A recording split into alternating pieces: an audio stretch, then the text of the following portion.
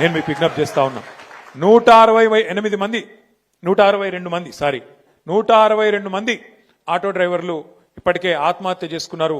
ఇవి ఖచ్చితంగా ప్రభుత్వ హత్యలే, ఇవి ఏ అనుమానం లేదు. ఎందుకంటే ఫ్రీ బస్ అంటాడు.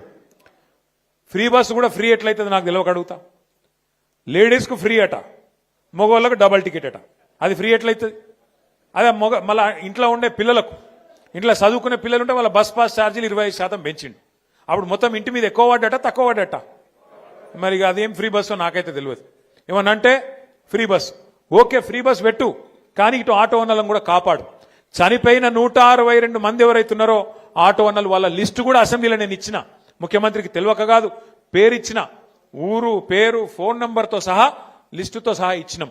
మరి నిజంగా ఈ ప్రభుత్వానికి ఆటో ఓనర్ల మీద ప్రేమ ఉంటే, చిత్తశుద్ధి ఉంటే ఒక్కొక్క కుటుంబానికి, చనిపోయిన ఆటో కార్మికుడి కుటుంబానికి 10 లక్షల నష్టపరిహారం కూడా వెంటనే చెల్లించాలని చెప్పి కూడా ఇవాళ సిరిసిల్ల జిల్లా వేదికగా మనందరం డిమాండ్ చేద్దాం. ఫిబ్రవరి మాసంలో అంటే బడ్జెట్ సెషన్ కంటే ముందే తప్పకుండా అన్ని జిల్లాలలో మీరు కార్యక్రమం డిజైన్ చేయండి. అన్ని జిల్లాలలో తిరిగి మీ బీఆర్టీయూ తరఫున మీరు ఆర్గనైజ్ చేయండి.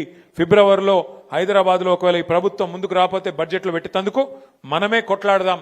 కొట్లాడి తెలంగాణ ఎట్లయితే సాధించుకున్నామో అట్లాగే మన హక్కులు కూడా సాధించుకుందామని చెప్పి మళ్ళొక్కసారి మీకు విజ్ఞప్తి చేస్తూ, మరి అందరికీ భోజనం కూడా అరేంజ్ చేసిండ్రు.